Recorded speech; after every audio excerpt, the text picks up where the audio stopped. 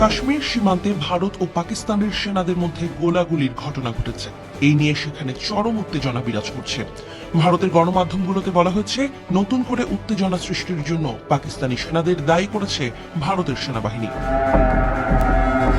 এক বিবৃতিতে ভারতের সেনাবাহিনী জানায়, নিয়ন্ত্রণ রেখা বরাবর যুদ্ধবিরতি চুক্তি লঙ্ঘনের একটি উল্লেখযোগ্য ঘটনা ঘটিয়ে ফেলল পাকিস্তান।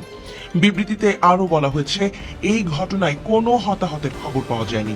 ভারতীয় সেনাবাহিনী নিয়ন্ত্রণ রেখা বরাবর শান্তি বজায় রাখার জন্য দুই দেশের মধ্যে বিরাজমান সামরিক সমঝোতার নীতিগুলো বজায় রাখার গুরুত্ব বিবৃতিতে পুনর্ব্যক্ত করেছে। বুধবার ভারতের সেনাবাহিনীর জনসংযোগ কর্মকর্তা লেফটেন্যান্ট কর্নেল সুনীল বরজওয়াল বলেন, 1 এপ্রিল পাকিস্তানি সেনাবাহিনীর নিয়ন্ত্রণ রেখা পেরিয়ে অনুপ্রবেশের কারণে কৃষ্ণা ঘাঁটি সেক্টরে একটি মাইন বিস্ফোরিত হয়। এরপর পাকিস্তানি সেনাবাহিনী বিনা উস্কানিতে গুলিবর্ষণ এবং যুদ্ধবিরতি লঙ্ঘন করে। ভারতের সেনারা এর জবাব দিয়েছে অত্যন্ত নিয়ন্ত্রিত, সুশৃঙ্খল ও কার্যকরভাবে।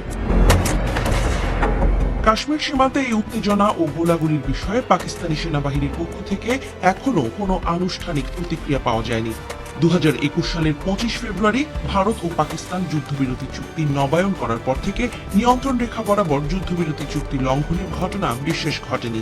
ওই সময় উভয় পক্ষের শীর্ষ কর্মকর্তারা সীমান্তে সহিংস আচরণ করতে সেনাদের উস্কানি দিতে পারে এমন অনুষঙ্গগুলো দূর করতে প্রয়োজনীয় পদক্ষেপ নিতেও সম্মত হন। এরপর কাশ্মীর সীমান্তে আর বড় ধরনের সংঘাত ঘটেনি, তবে গত ফেব্রুয়ারি মাস থেকে নিয়ন্ত্রণ রেখা বরাবর নানা ধরনের হামলার ঘটনা উল্লেখযোগ্যভাবে বেড়েছে।